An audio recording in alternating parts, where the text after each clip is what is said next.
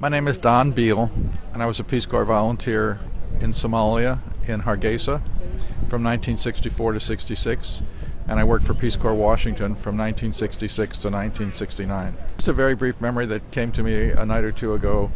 I was driving across the semi-arid desert in Somalia with a Peace Corps driver named Ali Marakan, Ali the American, and the motor caught fire, and Ali jumped out, lifted the hood of the car, and started spitting on the fire to put it out.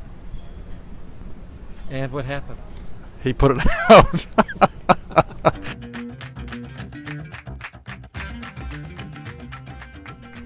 Good morning, my name is Franklin Dunn, and I served as a Peace Corps volunteer, English as a second language teacher in Beledweyne, Somalia, from the years 1968 to 1970.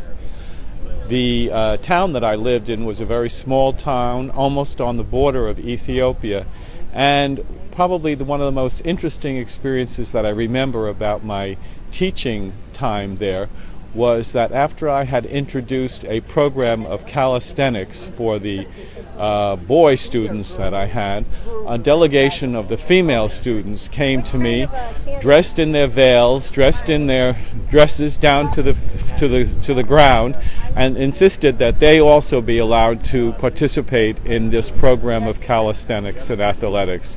And I realized again that I knew nothing about the culture that I was living in, because this was such a total surprise to me that these Muslim girls would allow themselves to participate in something like that.